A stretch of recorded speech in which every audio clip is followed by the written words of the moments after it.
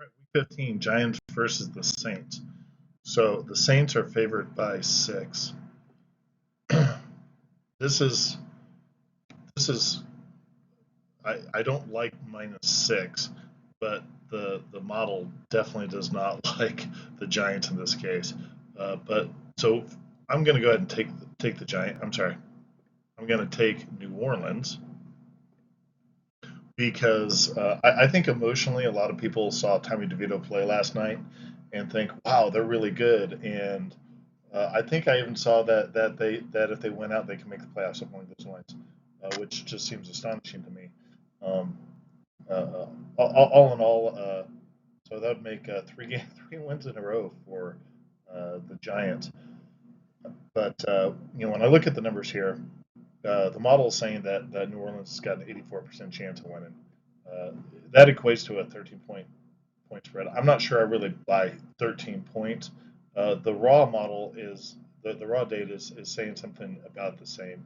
Realistically speaking, the the model is just simply saying that the Giants don't have scoring capability, and it's not hard to see why when you look at the uh, overall yards per carry or pass or whatever it is that they're doing. They don't have a particularly good defense. Now, granted, you come over here and you look at New Orleans, they've got some of their own issues. Okay, they're not running the ball real well. Their passing rank has not been great. They seem to be up and down. Some games that come out, they look really good. Then other games that come out, they look really flat. So it's difficult to do that. Again, the green Bayesian adjustment says, yeah, it's probably going to be closer. But then again, it's saying that, but that green is saying that the model is pretty closely tracking both of these teams. So with that, I'm going to tend towards the raw numbers.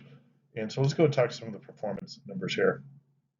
So the first thing I would point out is part of the win that you saw last night was, I believe, Saquon Barkley himself put up something like 200 yards rushing.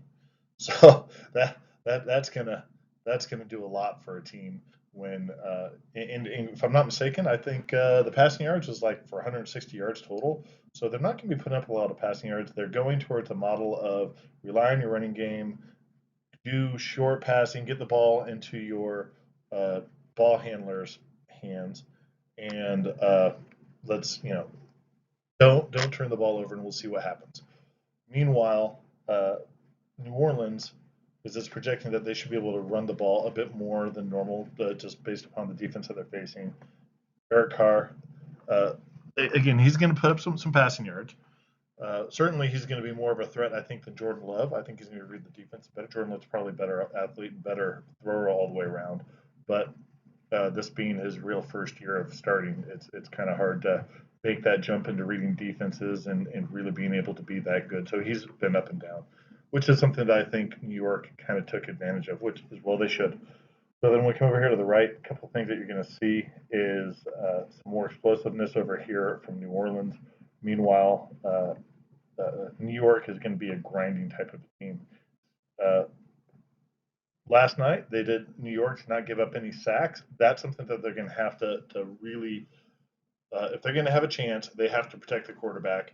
And quite frankly, I think that they're better off having a run first and a run second offense is going to help them with that because the defense they're going to have to guard that run first, and then if they have short, quick passing attempts, that really makes it hard to get passing. And so I'm glad to see that New York is taking a good look at what they have in terms of talent and changing their offensive scheme to match the talent they have, rather than hoping that the talent they have can meet and can match the offensive scheme that they're trying to dial up. Because too often that just isn't going to work.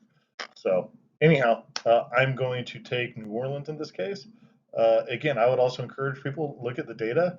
These are head-to-head matchups, and the reason with the offensive and defenses matched up, so it's entirely possible you can read the very same data and come to a different conclusion. And if you do, hope this is of help. And if you like what you listen to, click like and subscribe. If you've got a question or comment, drop me a note. Thank you.